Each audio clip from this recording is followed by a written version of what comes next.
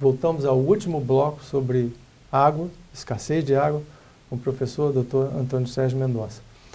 Professor Antônio Sérgio, falamos da lei de 1997, que foi a Lei Nacional dos Recursos Hídricos, que reformulou, inclusive, o Código de Águas e deu um tipo de gestão para as bacias hidrográficas, para os rios, né?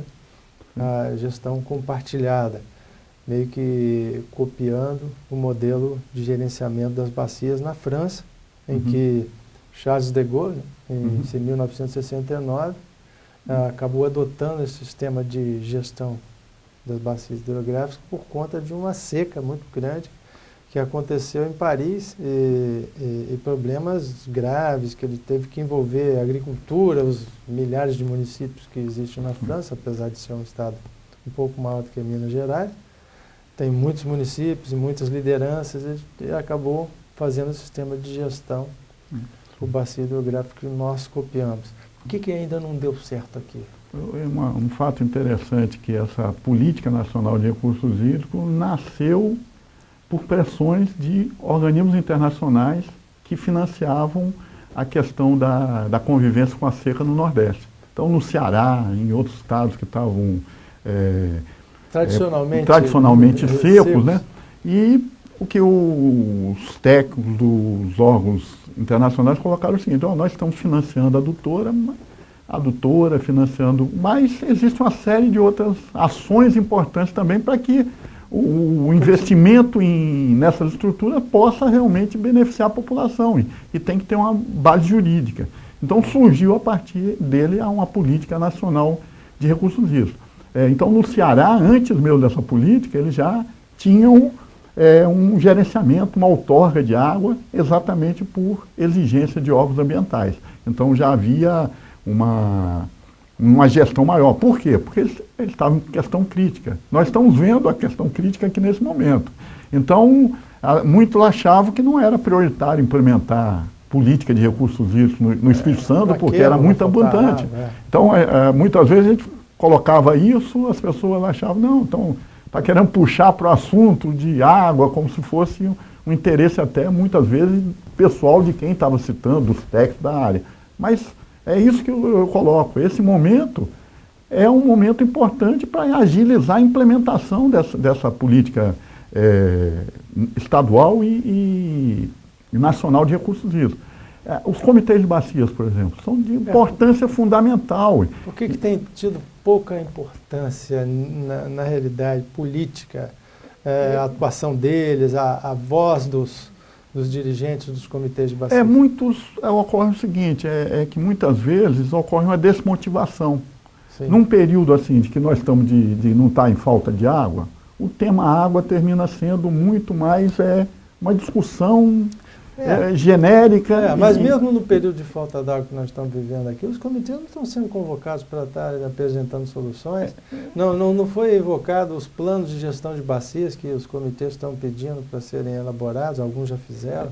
Por quê? Me parece que agora, segundo notícia recente, é que vão ser feitas reuniões nos comitês nesse sentido. Aí só para mostrar o papel importante do comitê, no momento de escassez ou no momento que alguém demanda uma certa quantidade de água.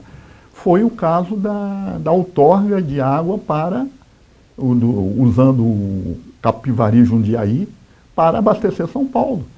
Foi uma guerra no comitê, e é importante porque o comitê tem que dar um aval. Esse é um ponto que, devido ao fato de realmente não ter uma preocupação com a água, talvez os comitês estejam parados e muito desmotivados. Inclusive, eu orientei uma monografia de uma aluna que ela fez uma pesquisa junto aos membros do comitê há algum tempo atrás. Mas eu acho que a situação atual é a mesma. As pessoas desmotivadas, reuniões demoradas em que as pessoas ficam discutindo questões particulares e não um problema mais geral. Sim, poderiam estar sendo engendrados dentro dos comitês de bacias os planos para questões emergenciais, reservação hídrica. Sem dúvida alguma. O pagamento pelos serviços ambientais, aliás, é uma coisa muito importante isso. Sim, sem dúvida. Incentivar aquele que preserva, por exemplo, a floresta como protetora da infiltração da água que vai nos garantir água na cidade no período em que não está chovendo. Quer dizer, o pagamento de serviços ambientais nada mais é que uma compensação àquele que praticou uma boa ação em relação à água. E isso é importante e deve ser propagado, né? E nada mais justo que isso, né? Porque nós precisamos dessa água. Sem dúvida. E se não houver uma parcimônia, principalmente nas propriedades agrícolas, né? Sim. Um uso parcimonioso disso, e cuidadoso, né? Nós vamos estar criando não só a compactação, mas gerando também poluentes que fazem com que o tratamento nosso fique cada vez mais difícil e alguns não são removidos da água. Não, né? E tem mais um detalhe. Principalmente agrotóxicos. Tem mais um detalhe. Os proprietários que têm, às vezes, florestas dentro da sua propriedade, muitas vezes são penalizados, porque eles são responsáveis. Se alguém entra na floresta e corta uma árvore, por exemplo, ele é responsabilizado como proprietário. Então, nada mais justo que também prestigiar ele quando ele está preservando aquela floresta com compensação a partir de pagamentos serviços ambientais. Eu acho que isso desperta também uma atenção, um olhar menos policialesco que Sim. se teve também na última década, as 2 últimas décadas, em que se valorizou um pouco a questão ambiental. Olhou-se para o produtor rural, principalmente aquele que manteve uma área maior do que 20% de sua propriedade em floresta, uma atenção e um rigor muito grande dos órgãos de fiscalização ambiental. Sem dúvida. E divulgar esse fato de que a cobertura florestal é essencial para que nós tenhamos água no período seco. É o reservatório que nós temos. E um outro ponto importante é o seguinte: se você for buscar na natureza, grande parte da água está no subsolo. Grande parte, que eu digo, milhares de vezes o que tem nos rios e nos grandes reservatórios, considerando Amazonas e tudo, está no subsolo. Nós precisamos fazer um levantamento da disponibilidade hídrica subterrânea do Estado do Espírito Santo de forma científica.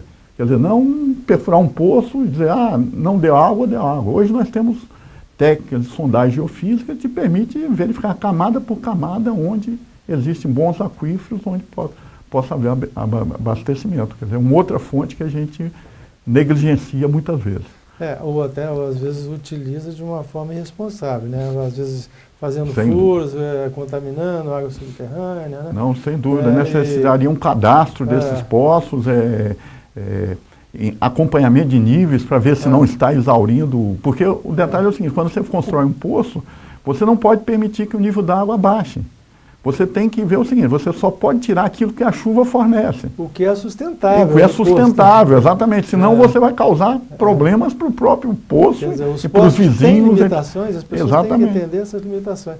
E agora, o que mais me preocupa quando a gente joga a utilização da água subterrânea como uma alternativa, Sim. é que as pessoas acabam querendo negligenciar a água superficial, Sim. que é a base de tudo, né? Não, sem dúvida. Não, tem que ser... Porque a subterrânea também tem fim, né? Não, correto. Tem que ser um uso equilibrado. O custo de bombear... E nessa cultura da abundância, fala assim, não, o Brasil tem maior aquífero, Guarani, não vamos faltar água, né? A Amazônia, fala assim com uma boca cheia, né? Exatamente. Mas quando a gente percebe a realidade, a gente começa a entender que a gente tem que preservar as florestas, as áreas agrícolas, né? Sem dúvida, que permitam a infiltração da água para que a gente tenha aquela reserva de boa qualidade, né? Porque a água subterrânea ela é filtrada naturalmente. Então, você observa que a maior parte da água que a gente compra em garrafões vem do subsolo, né? Que não tem influência da erosão do solo, etc. Então, é uma água importante, agora ela tem que ser usada, conhecida, usada, mas gerenciada adequadamente, inclusive para evitar a contaminação. Lição que a gente tira, só para finalizar.